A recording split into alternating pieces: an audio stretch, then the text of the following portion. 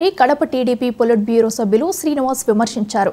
రాష్ట్రంలో అభివృద్ధి జరగాలంటే టీడీపీ వల్లే సాధ్యమని అన్నారు. కడపలోని స్వగ్రామంలో ఏర్పాటు చేసిన మీడియా సమావేశంలో శ్రీనివాస్ మాట్లాడారు. వైసీపీలోని అసంతృప్త నాయకులు టీడీపీలో చేరనున్నారని అన్నారు. జగన్ ప్రజా సమస్యలను పట్టించుకోవడం లేదని తెలిపారు.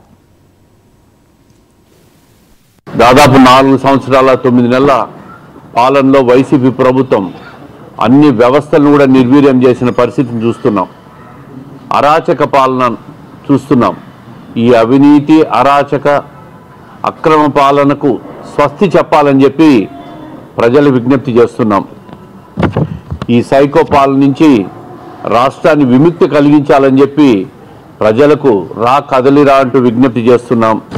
అభివృద్ధి కార్యక్రమాలన్నీ కుంటుపడిపోయినాయి. నీటిపారుదల వ్యవస్థ పూర్తిగా నిర్వీర్యమైపోయింది. అదే కాకుండా రెవెన్యూ డిపార్ట్మెంట్లు కానీ ఇతర బీసీ కార్పొరేషన్లు కానీ ఎస్సీ కార్పొరేషన్లు కానీ ఎస్సీ కార్పొరేషన్లు కానీ మైనార్టీ కార్పొరేషన్ కానీ ₹1 కూడా నిధులు ఇవ్వకుండా ఈ కార్పొరేషన్లన్నీ కూడా పూర్తిగా నిర్వీర్యం చేసిన ఘనత ఈ జగన్మోహన్ రెడ్డి గారిది. అందుకే ఇప్పుడు ఈ నినాదంతో తెలుగుదేశం పార్టీ పూర్తి స్థాయి కార్యాచరణ కూడా రూపొందించాం. రాబోయే ఈ 20-25 రోజుల్లో మా నాయకుడు చంద్రబాబు నాయుడు గారు రాష్ట్ర వ్యాప్తంగా కూడా 25 పార్లమెంట్లలో కూడా ఒక పెద్ద బహిరంగ సభ పెట్టి ప్రజలకు విజ్ఞప్తి చేయబోతున్నారు. ప్రభుత్వం ఎప్పుడెప్పుడు పోతుందా, ఎప్పుడెప్పుడు మళ్ళీ చంద్రబాబు నాయుడు గారి పరిపాలన వస్తుందా అని చెప్పి ప్రతి ఒక్కరు కూడా వేచి చూస్తున్న దాదాపు 4 సంవత్సరాల 9 నెలల